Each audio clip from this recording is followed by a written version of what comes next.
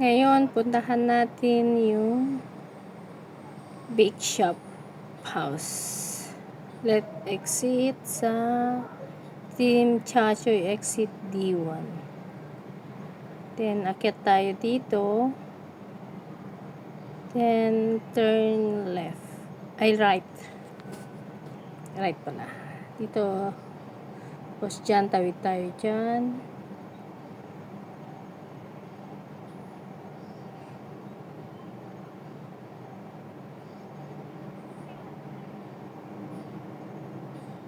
Lakad-lakad konti.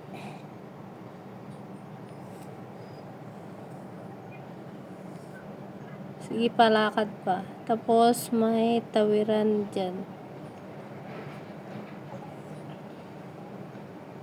Sa left. Tawid tayo sa kabilang kalsada dito.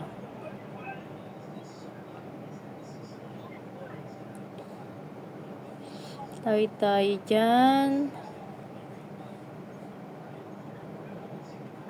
So, may jewelry shop. Actually, meron naman talaga ibang exit. Exit A. Team Chachoy exit A. A1 ata yun na dun. Yan, sa may stoplight dun. Sa kabila. Kabilang kalsada. Pero dito yung alam ko kasi. Sige lang, lakad-lakad lang.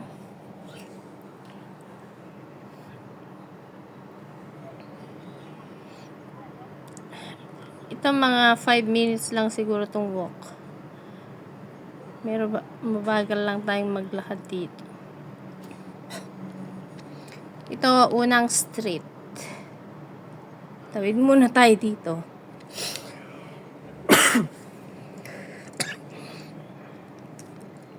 First street. Tawid tayo dyan.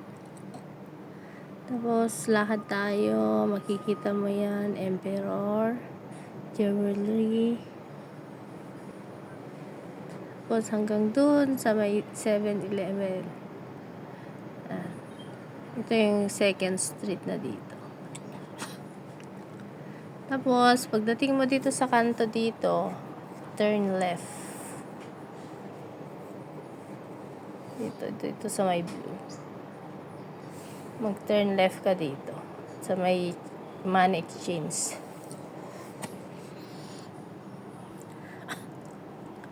Then, dito sa tabi ng money exchange, souvenir shop.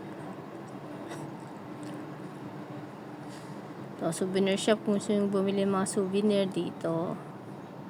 Tapos, ito na yung sikat na bake shop. Sinasabi nila, pinipilahan, habang pila, ito pila ko bibili. Sige, thank you.